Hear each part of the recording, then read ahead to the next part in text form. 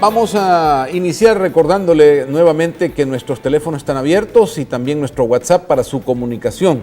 Vamos a comenzar analizando un poco la llegada de Obama a Cuba, ¿no? Esto, ¿qué implicaciones tiene? Por supuesto que es de mucha importancia para Latinoamérica, es de mucha importancia en el histórico de la relación de nuestros pueblos, es importante en el histórico de la Guerra Fría, que con esto pareciera está llegando realmente a su final.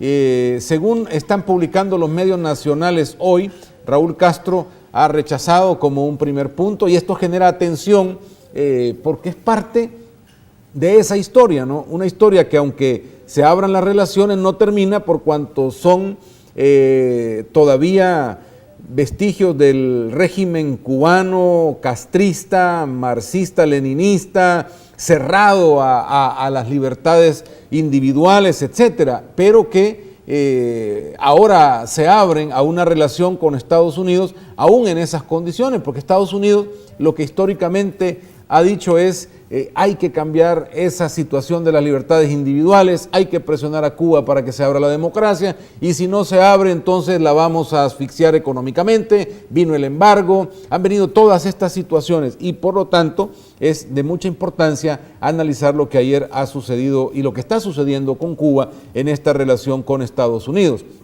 El dictador cubano Raúl Castro desmintió en tono desafiante que la isla tenga prisioneros políticos en una conferencia de prensa con el presidente Barack Obama al término del encuentro histórico que sostuvieron en La Habana. Castro, quien dejó ver su molestia por la pregunta hecha por el periodista de CNN Jim Acosta y dando a entender que en la isla no hay presos políticos, respondió con un reto: dame la lista ahora mismo de los presos políticos para soltarlos, menciónala ahora, ¿qué presos políticos? Entonces esa fue la reacción ante esto. Por otro lado, que el presidente Obama no sea el que directamente cuestiona estos asuntos es importante. Sin embargo, el presidente Obama también se va a reunir con los disidentes cubanos.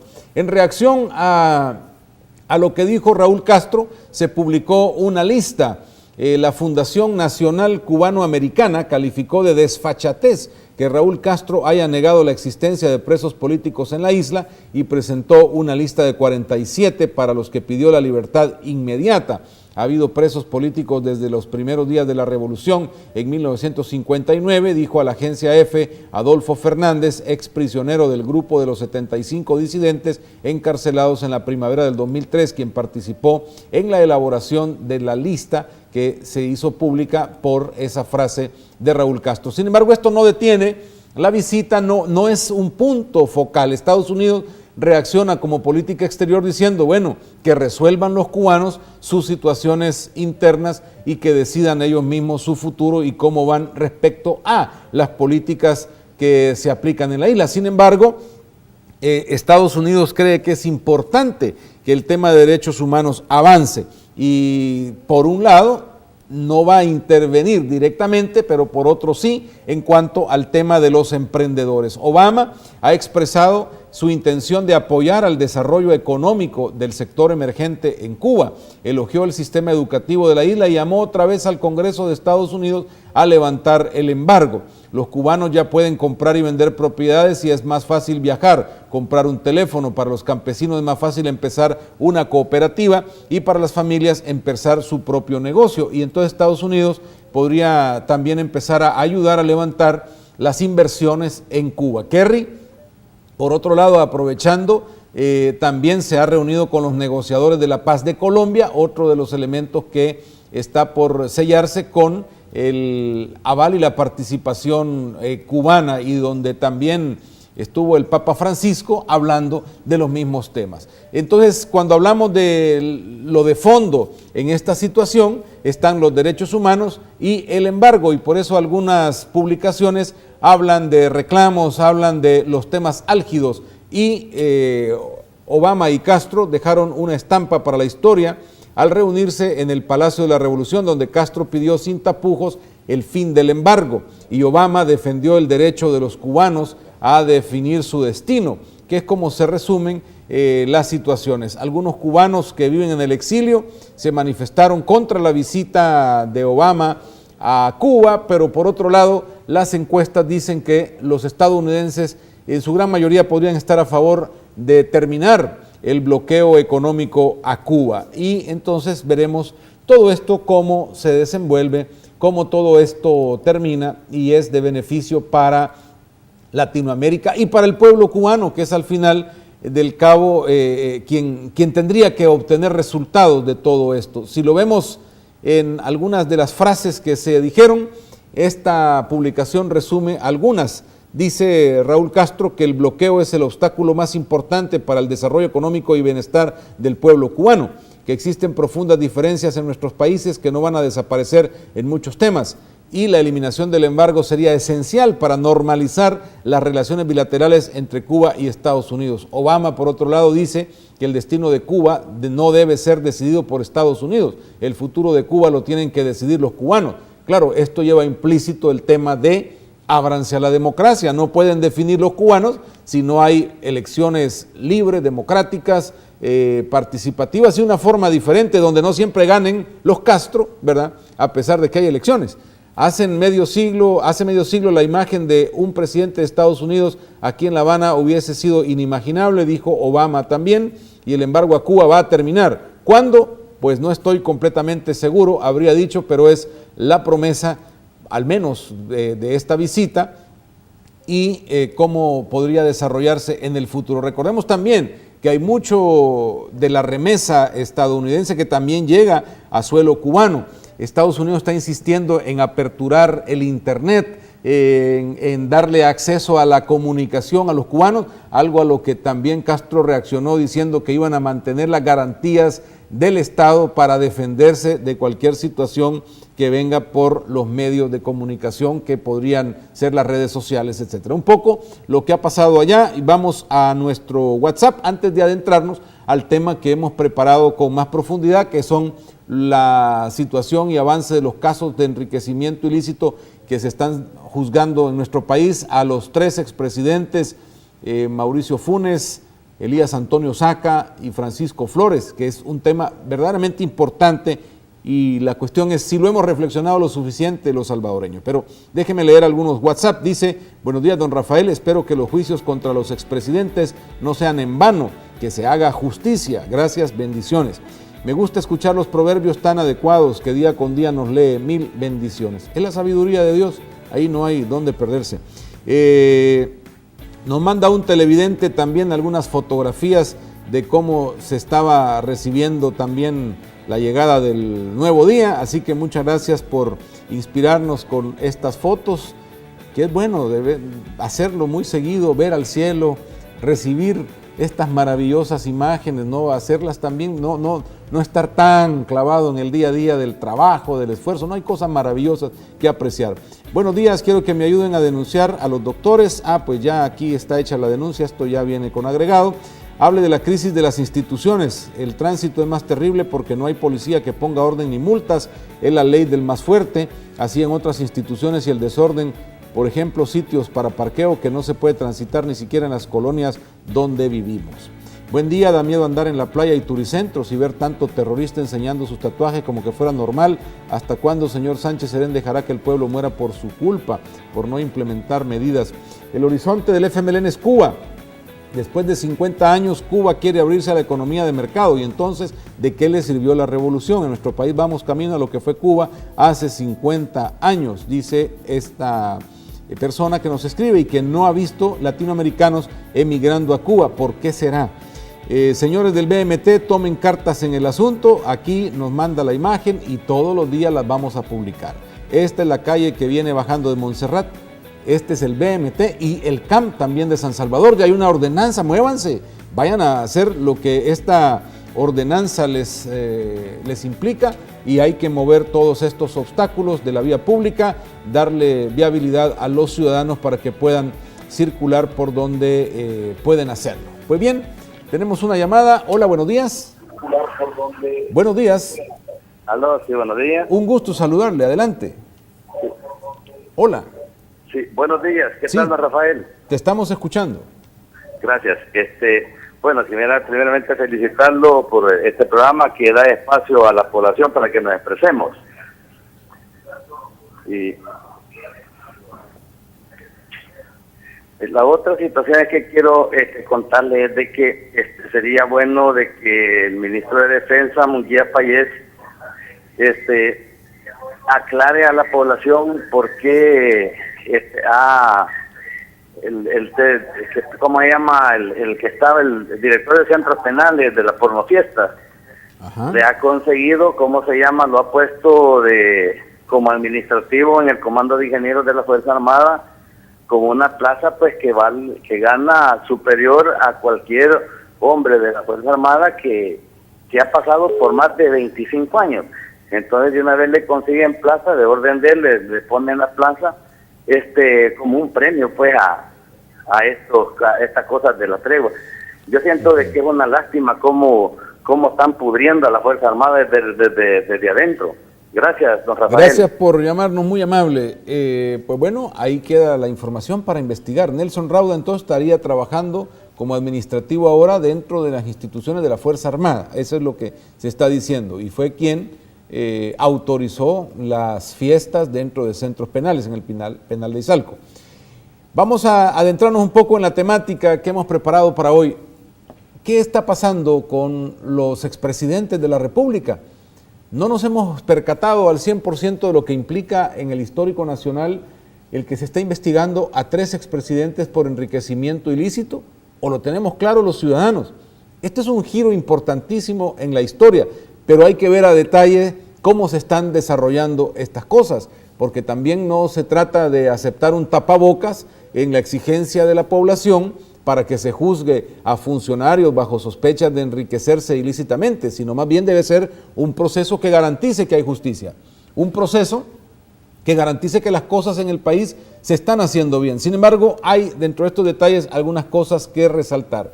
Al inicio del año 2014 llegaba a la Corte de Cuentas de la República, hasta ahora el máximo ente consultado y quien determinaba la corrupción en el país. Y digo, ¿por qué? Porque ahora ya sabemos que no solamente puede actuar la Corte de Cuentas, ahora tenemos la sección de probidad de la Corte Suprema de Justicia haciendo un trabajo que nunca habíamos conocido y todo quedaba en manos de la Corte de Cuentas. Y este señor Rosalío Toches, presidente de la Corte de Cuentas en el 2014, hablaba respecto a los finiquitos que se le daban a los presidentes y el día 19 de junio del 2014, cuando él llegaba justamente a ese cargo, decía que su gestión no se iba a enfocar en fiscalizar a funcionarios de alto rango como el presidente de la República o ministros, porque estos no manejan directamente el dinero de las instituciones. Con este concepto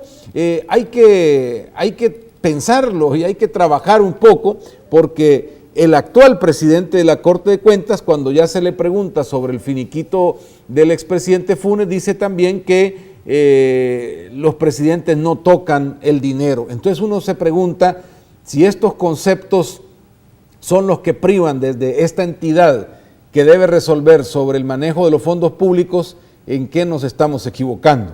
Bueno, para Toches, quienes debían estar bajo la lupa de la Corte de Cuentas son los funcionarios intermedios. Dice él, era del criterio que no se debe echar ojo al ministro, al presidente de las instituciones o a otros funcionarios que no manejan dinero. Dice que hay que echarle el ojo a los financieros, a los de la UASI, a los asesores jurídicos, ellos que se agarren, declaró Toches en aquel momento. Sin embargo, ni nadie se agarró, ni nadie pasó nada, más que de una situación que abochornó a propios y extraños dentro del manejo de la Corte de Cuentas por distintas maneras de hacer las cosas.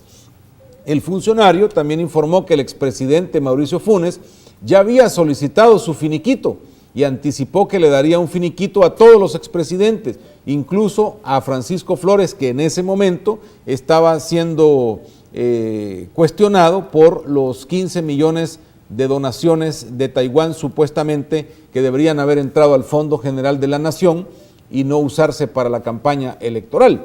Para Toche, los funcionarios de alto nivel no eran perseguibles porque no manejan dinero de las instituciones. Entonces, ¿para qué darles un finiquito? Era la otra pregunta. Aquí dice Toches que cuando se conoce que la ley de la Corte de Cuentas, o mejor dicho, a pesar de lo que dice Toches, se conoce en la ley de Corte de Cuentas, en el artículo 60, que hay responsabilidad de aquellos que dan las órdenes.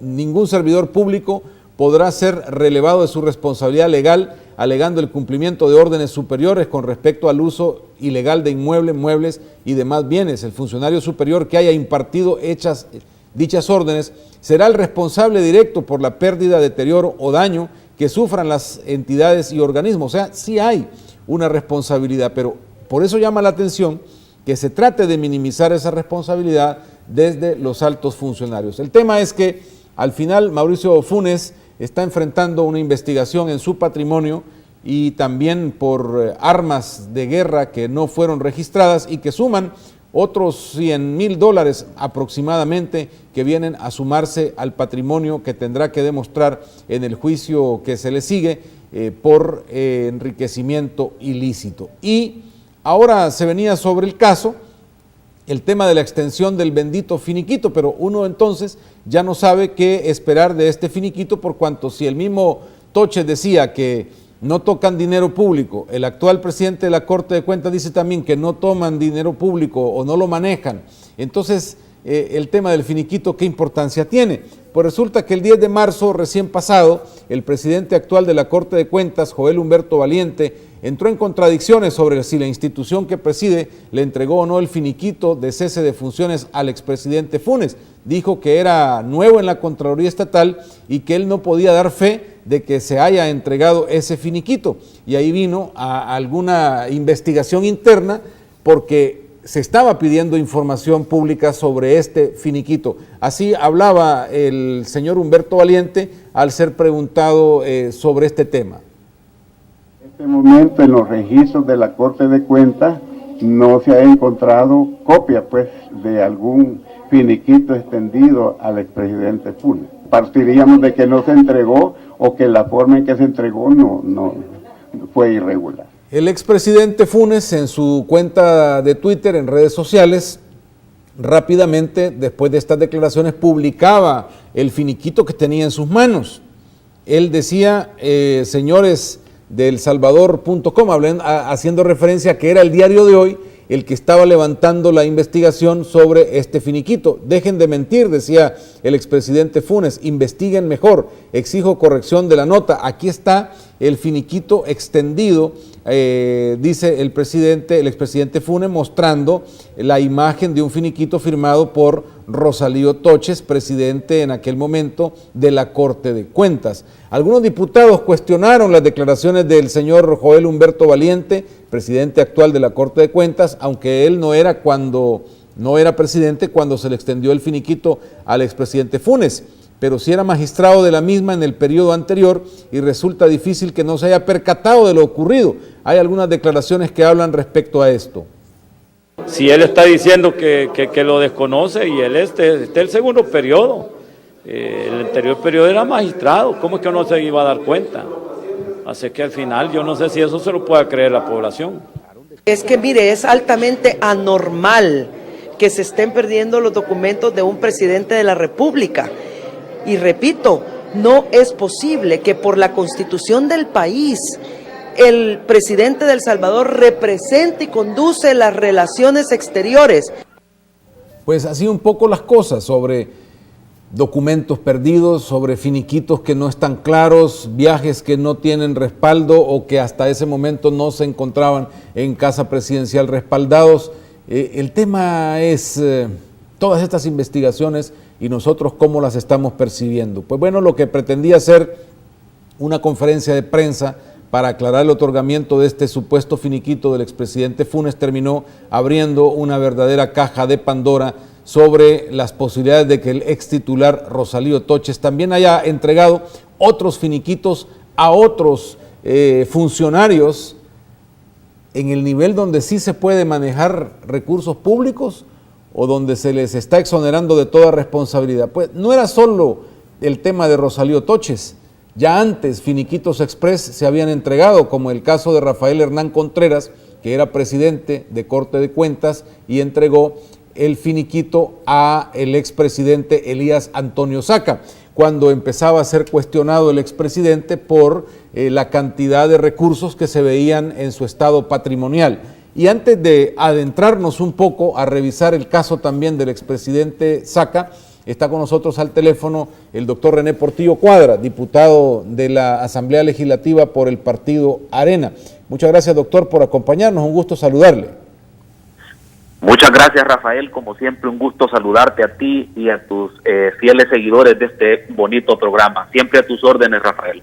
Doctor, haciendo un análisis sobre estas cosas que se han publicado y escuchamos, en primer lugar, ¿cómo hay que analizar el trabajo de Corte de Cuentas? Porque ahora resulta, como lo decía Rosalío Toches, como lo ha dicho el mismo presidente actual, el señor Ventura, no se le puede juzgar a los funcionarios porque no tocan dinero, hablando del presidente de la República o ministros, o sobre esto se está tratando de encubrir algunas responsabilidades. ¿Qué piensa usted?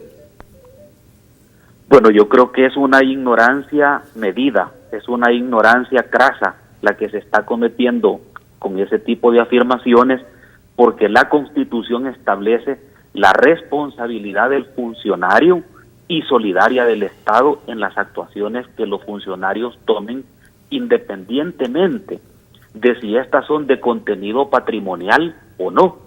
Es decir, este es un principio constitucional en el que establece que el presidente de la República, al igual que el Consejo de Ministros, son solidariamente responsables por las decisiones que tomen. Incluso el reglamento interior del Poder Ejecutivo establece que un ministro solamente deja de ser responsable cuando no está o no vota a favor de una medida y además renuncia al cargo.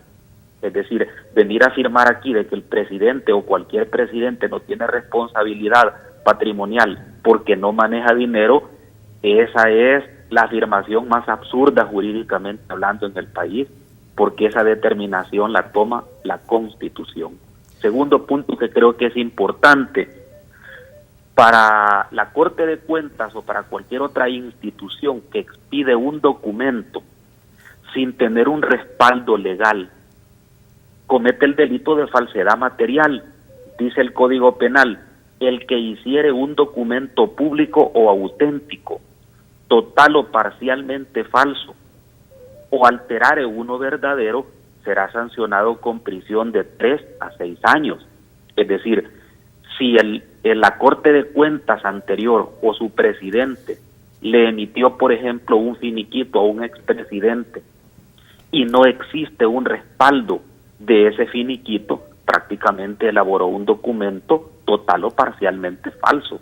Y esta es la razón por la cual el actual presidente de la Corte de Cuentas dijo que iba a poner en conocimiento de la Fiscalía el finiquito que se le había expedido a uno de los expresidentes sin haberlo solicitado. Es decir, aquí estamos en presencia de un probable hecho delictivo. Y el otro punto que es importante que hay que preguntarnos es, hablando del finiquito de este expresidente, ¿cómo es posible que la Corte de Cuentas o su presidente en ese momento haya hecho una evaluación, una auditoría de la gestión de 5 años de un presidente en 22 días? Si, por ejemplo, el caso del Chaparral, esa auditoría llevó alrededor de 1 año y medio, solo de un proyecto. Y ahora, a este expresidente le dan el finiquito apenas 22 días después de haber concluido su mandato presidencial. Es decir, eso es totalmente inaudito. Por eso es que le dicen el finiquito express, porque prácticamente es imposible auditar 5 años de gestión en tan poco tiempo. Ahora, doctor, una pregunta sobre este tema de los finiquitos. ¿Qué significa que le den un finiquito? Porque estamos viendo que todos los expresidentes tienen su finiquito, o les han dado, o incluso pueden pasar a recogerlo si así lo deseen, como es el caso del expresidente Funes, y lo dijo el presidente actual de Corte de Cuentas, pero eso no inhibe de que haya indicios de enriquecimiento ilícito. Entonces, el tal finiquito, ¿qué consecuencias tiene positivas para el funcionario o no respecto a investigar la corrupción en el país? Bueno, Rafael, muy buena pregunta. Quiero decirte que el finiquito lo que hace es que es una solvencia en donde refleja que la gestión del funcionario fue una gestión apegada a la ley financieramente hablando. Como tú muy bien lo dices, la entrega de estos finiquitos en ningún momento es una excusa absolutoria o un sobreseimiento definitivo en caso de que haya sido o sea juzgado por el delito de enriquecimiento ilícito. Tanto es así de que ya hay 2 expresidentes a los que se les ha entregado el finiquito y se les ha encontrado indicios de enriquecimiento ilícito, incluso están siendo procesados actualmente por ese delito. Entonces, pareciera ser, y lo voy a decir con mucha responsabilidad, pero pareciera ser que estos finiquitos ya los prostituyeron, porque prácticamente a cualquiera que se le entregue un finiquito es casi lo contrario, es casi como una tapadera y no una forma de transparencia de la gestión. Y quizás no sea esto ni culpa de los expresidentes, sino que culpa de la Corte de Cuentas de que no examina de manera adecuada los finiquitos que entrega. Y no me refiero a esta gestión, me refiero a gestiones anteriores de la Corte de Cuentas, que ha sido fuertemente cuestionada su actuación y sobre todo entregando finiquitos donde hay hasta millones de dólares encontrados de forma ilícita. Entonces me parece que se ha prostituido el tema de los finiquitos en la Corte.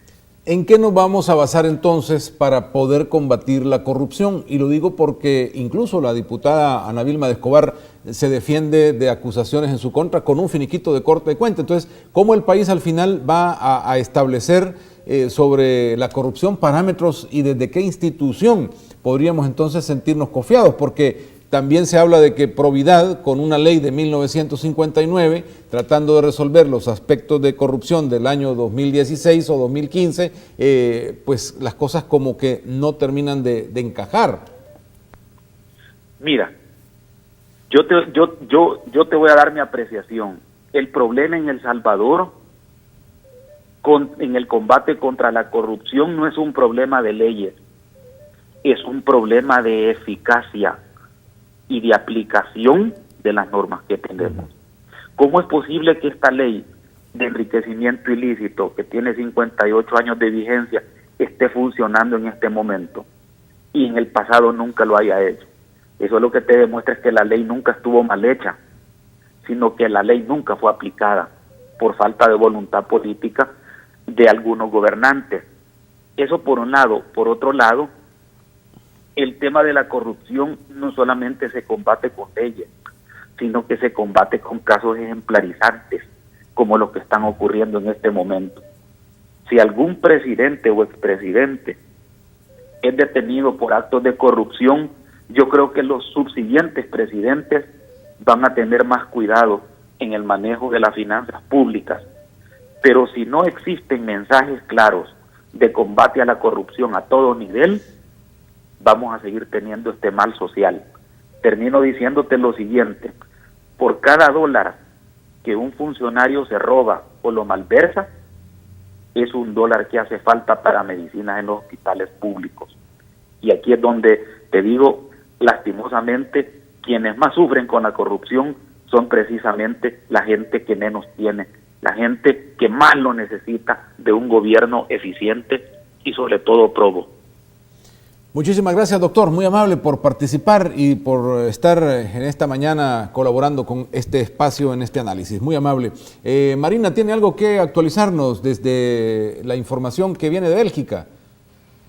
Exactamente, Rafael, y es que en lo más reciente que tenemos en las notas es que se ha encontrado en un edificio del gobierno, han sido evacuadas las personas porque se han encontrado unos paquetes extraños. Entonces ya el gobierno está tomando también medidas en el caso y se presume o se está investigando que el ataque se produjo ya que había un artefacto no conocido en una maleta dentro del aeropuerto. Entonces se está investigando más en el caso y conforme vaya actualizándose la noticia, nosotros también vamos a ir actualizando a nuestros televidentes. Excelente, Marina, muchas gracias. Vamos a hacer una pausa muy breve, volvemos para leer su WhatsApp y a continuar analizando el tema, y nos adentramos ahora al caso del expresidente Elías Antonio Saca en nuestro análisis de hoy. Ya volvemos.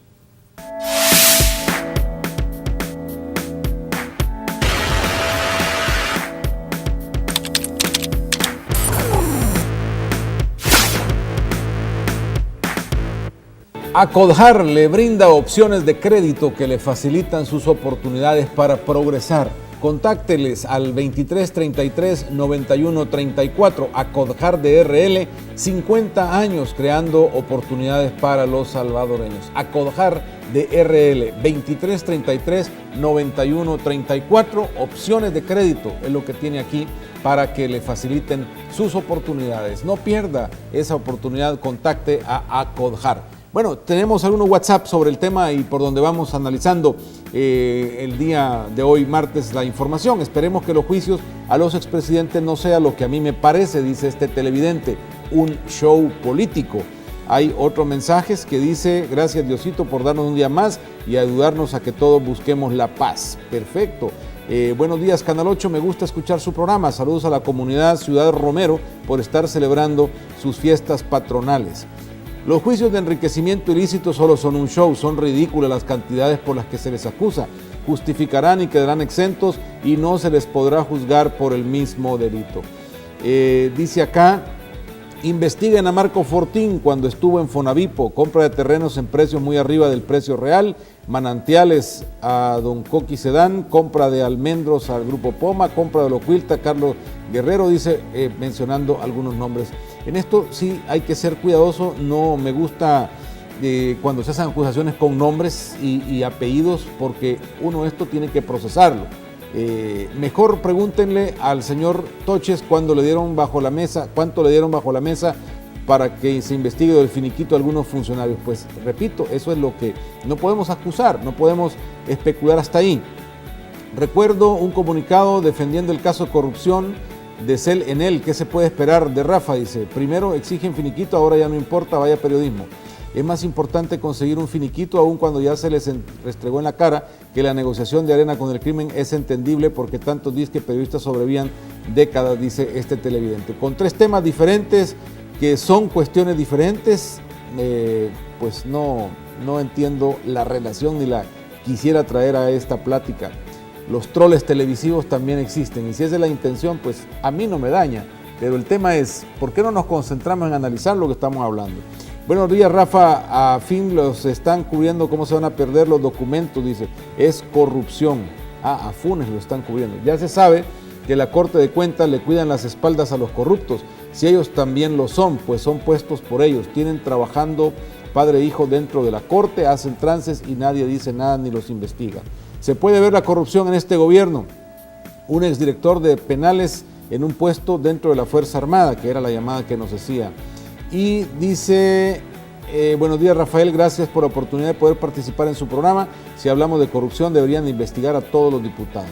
Buenos días, sobre el manejo de fondos del gobierno, las personas tienen responsabilidad de los manejos, rinden fianza, dice. O sea que entonces hay por ahí algo que hablar. Hola, buenos días. Buenos días. Un gusto saludarle. Gracias, igualmente. ¿En qué podemos servirte? Yo lo que había es un llamado a la Sala de lo Constitucional de la Corte Suprema de Justicia. Y es evidente que los tres magistrados de la Corte de Cuentas pertenecen a partidos políticos y por ende responden a partidos políticos.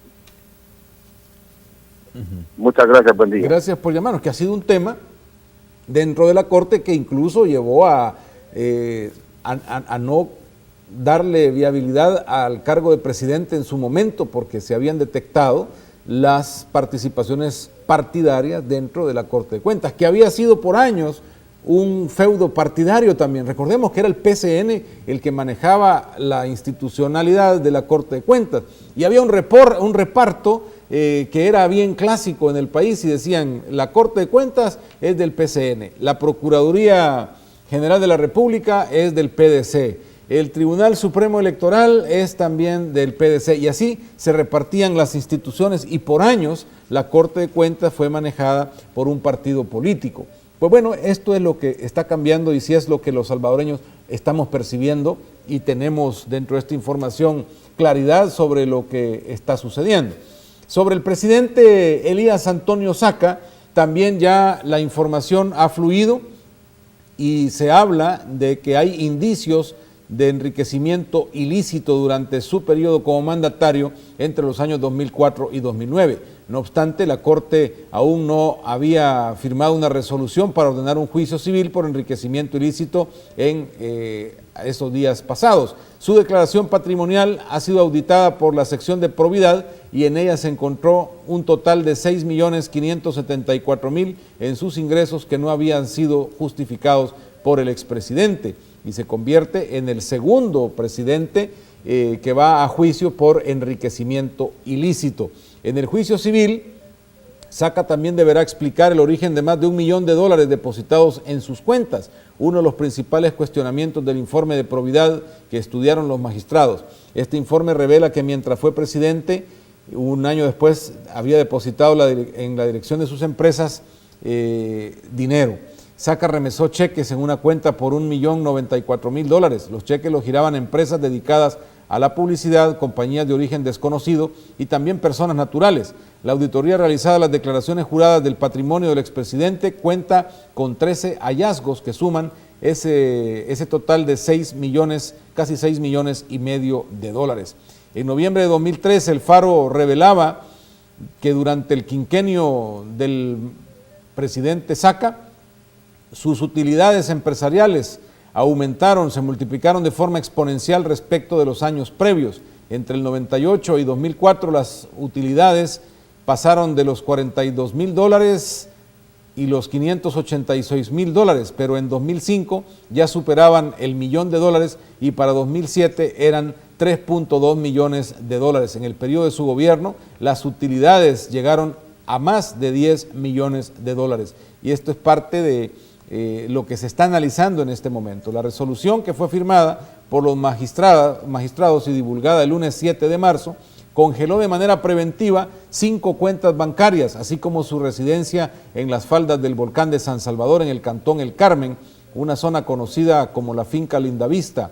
La Corte también congeló las acciones que Saca, su esposa y sus hijos tienen en 4 de 6 empresas que conforman el grupo radial del que el exmandatario es propietario y que comenzó a construir en los años 80.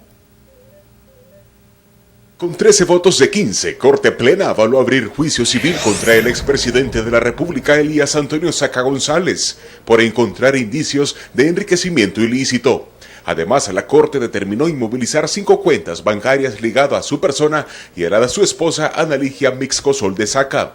Asimismo, el ente rector de justicia en el país decretó el embargo preventivo de una propiedad que está a nombre de la Sociedad Promotora de Comunicaciones, inmueble ubicado en una finca de San Salvador.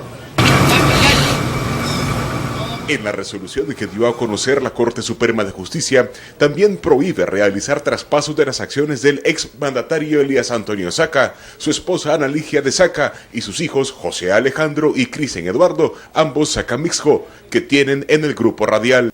Esta era una nota de Canal 21 y que reproducimos para darle un detalle de cómo también en los medios se ha conocido el caso. Pues curiosidades de las investigaciones, según Diario 1 publicaba, el expresidente es un millonario que no tiene un vehículo a su nombre. Una de las cosas que más sorprendió a los peritos que realizaron las auditorías a las declaraciones patrimoniales del expresidente Saca es que a pesar de ser un empresario exitoso, millonario, ni él ni su esposa tienen siquiera un carro, de acuerdo con las investigaciones realizadas por la sección de probidad de la Corte Suprema de Justicia, en la que se consultó a la banca pública y privada. Saca es un hombre que percibe mensualmente cientos de miles de dólares. Saca llegó a la presidencia de la República en 2009 y para entonces ya tenía un patrimonio superior a los $3 millones. Pero esto no debería de asombrar a nadie, porque esta es una conducta muy utilizada en la empresa privada de nuestro país, precisamente para meter toda la ganancia a las empresas dentro de las sociedades SADCB, que muchas veces están conformadas por la misma familia. Pero recordemos que una persona jurídica es usted y yo, personas naturales, y otra persona jurídica es cuando las personas naturales se juntan y hacen una sociedad anónima. Entonces, cuando la sociedad anónima es dueña de todo, pero los miembros de esa sociedad anónima son la misma familia, pues usan las cosas pero no están a su nombre. y es una manera de utilizar las ventajas de depreciación en las declaraciones de impuestos, es una ventaja para meter los gastos deducibles del IVA, funciona para recibir créditos de otra forma. Entonces, estas son algunas de las maneras en las que en el país se hace uso del recurso de las SADCB para el disfrute y goce de beneficios personales. Por eso es que aunque tenga mucho dinero alguien, pero tiene una SADCB y pone ahí todo, no le aparece ningún carro registrado a su nombre. Está con nosotros Javier Castro, él es director del Departamento de Estudios Legales de FUSADES, a quien agradecemos su presencia también a nuestro programa. Javier, muy buenos días. Muy buenos días, Rafael. Es un gran gusto estar con ustedes en tu programa esta mañana. Javier, estamos frente a un momento, creo yo, histórico. El asunto es si realmente este momento nos va a devolver a los ciudadanos lo que la historia nos merece dar, y me refiero a realmente justicia, realmente una institucionalidad donde funciona la justicia, hablando del enriquecimiento ilícito y la corrupción. O si esto podría al final, como dicen algunos de los televidentes que nos han enviado sus mensajes, es solamente un show, o esto podría quedar incluso más lejos de hacerse justicia y que no avancemos en el tema de la corrupción, como lo está viendo. Bueno, Rafael, nosotros estamos viendo que en cuanto a lo relativo a las instituciones que tienen un rol para promover la transparencia, promover la ética, luchar contra la corrupción, algunas de ellas vemos que están funcionando de una forma muy aceptable, como por ejemplo la sección de probidad, que después de tener una ley que data de 1959, una ley que estaba desactualizada, que había que cambiarla, pero una ley que tenía ya unas herramientas que nunca se habían utilizado desde 1959. Y eso da pie a que se inicien los primeros casos civiles de posible enriquecimiento ilícito, como sucedió a finales del año 2015, y ahora vemos también en el 2016 los dos otros casos que se han iniciado sobre dos expresidentes. Entonces lo que estamos viendo es que las instituciones en materia de probidad están empezando a funcionar. Una facultad que tenían desde hace mucho tiempo y no se había utilizado. Entonces, ahora, ¿qué es lo que ha hecho la sección de probidad y la Corte Plena? Se ha establecido que existen indicios de un posible enriquecimiento ilícito porque los ingresos declarados y percibidos por los exfuncionarios o funcionarios no son congruentes con el patrimonio que ellos tienen en estos momentos. Entonces, eso da lugar a que existan indicios y lleva a que se ordene el inicio de un juicio civil por enriquecimiento ilícito. En este juicio civil deberán presentarse todas las pruebas que puedan existir y ahí se determinará si en efecto hubo enriquecimiento ilícito. Y si eso sucedió, esos bienes tendrán que restituirse al Estado, tal como lo establece la Constitución. Por otro lado, vemos también el Instituto de Acceso a la Información Pública, que ha estado funcionando de forma satisfactoria. Ha habido algunos casos que no nos ha parecido como ha resuelto, como el caso de los gastos de la información sobre los viajes presidenciales y otros gastos de casa presidencial, que ahí mantuvo el criterio de mantener la información reservada, pero en otras ha dado pasos en firme, como en el caso también de las declaraciones de patrimonio de los funcionarios, porque ella misma, el instituto, estableció de que era información de carácter público. No sucede lo mismo con otras instituciones, como el Tribunal de Ética Gubernamental y la Corte de Cuentas de la República, que la quisiéramos ver más activa en los roles que tienen, Rafael. Por cierto, Javier, ha sido dentro del análisis de este programa tocar el tema de los finiquitos y de esta institucionalidad que tiene que luchar contra la corrupción. Siempre se dijo, bueno, si a uno le entregan un finiquito, está exento de culpas. Ahora resulta que también la Corte de Cuentas dice que los presidentes no tocan dinero. Entonces, hay como contradicciones, o qué podríamos esperar ahora con toda esta información de esa institucionalidad que lucha contra la corrupción.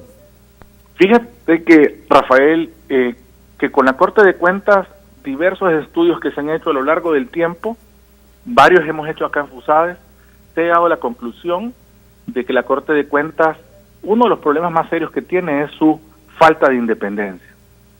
y también que existe demasiada discrecionalidad en su funcionamiento. Y entonces, ahora estamos viendo un caso en el cual realmente preocupa, porque no es posible que se haya extendido un finiquito o una constancia y no haya ningún respaldo documental dentro de la Corte de Cuentas de la República.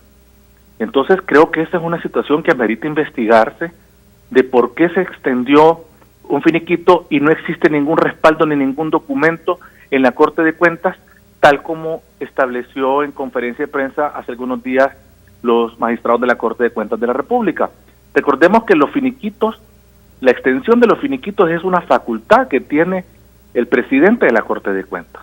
Él es el quien extiende los finiquitos. Entonces tiene que investigarse de que por qué, cuál fue la base y a dónde están los documentos de respaldo y de soporte para haber extendido un finiquito. Javier, resumiendo entonces, con estos casos que se están investigando, al expresidente Mauricio Funes, Elías Antonio Saca, el expresidente Flores, que también, aunque haya fallecido, tendrá la familia que responder en el proceso de investigación. ¿Estamos realmente en la ruta de vencer la corrupción en el país? Pasos positivos, como lo estamos viendo desde la sección de probidad y la Corte Suprema de Justicia, también lo estamos viendo en el Instituto de Acceso a la Información Pública, pero no vemos lo mismo en el Tribunal de Ética Gubernamental ni en la Corte de Cuentas de la República. Con el tema de acceso a la información, Rafael, sí es muy delicado y preocupante el tema de que se haya perdido la información que tenía Casa Presidencial sobre los viajes presidenciales.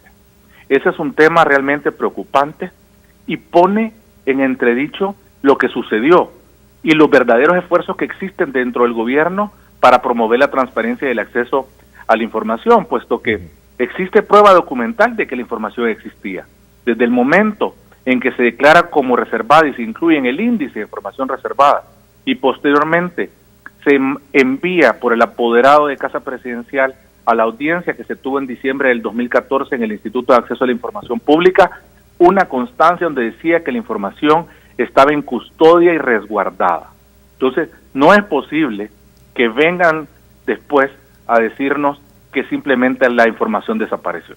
Muy bien, muchísimas gracias, Javier, muy amable por participar. Gracias por estar en nuestro programa y complementar esta información que estamos trayendo hoy a nuestros televidentes sobre este caso. Y para cerrar el tema del expresidente Saca, pues la Cámara Primero de lo Civil ha dado un plazo de 20 días a la Fiscalía para que presente la demanda contra el expresidente, quien no ha podido justificar el dinero arriba de $6 millones dentro del proceso que se le sigue. Y por otro lado, el expresidente Francisco Flores, ya fallecido, también estaría enfrentando y en representación o por heredad la familia, y no tendría que justificarse en $491,000, indicios que también estarían llegando a la ex primera dama Lourdes Rodríguez de Flores, como parte también de los casos investigados por probidad. La auditoría realizada por la sección de probidad de la Corte a los bienes del expresidente fallecido Francisco Flores reveló que existen indicios de enriquecimiento ilícito de él y la ex primera dama Lourdes de Flores. El monto no justificado alcanza los $491,000. Probidad concluyó que no se logró comprobar la veracidad de la información patrimonial contenida en dichas declaraciones. También ya se sabe que podría venir una investigación al ex alcalde de Santa Tecla, actual vicepresidente de la República, Óscar Ortiz, dentro de estos procesos que también siguen aumentando en la medida en que probidad va resolviendo las investigaciones del caso. Un par de llamadas y luego vamos al tráfico y luego nos adentramos a otro de los temas preparados para hoy. Hola, buenos días. Hola, buenos días. Un gusto saludarle. Sí, buenos días. Buenos días. Sí, buenos días. La corrupción en nuestro país. Hola, te estamos escuchando. Es como un cáncer que lentamente se va comiendo, pero al más pobre.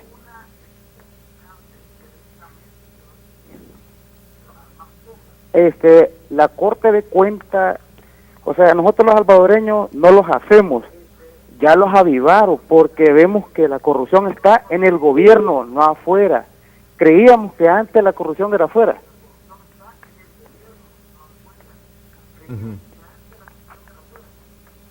Don Rafael, hay un problema grave.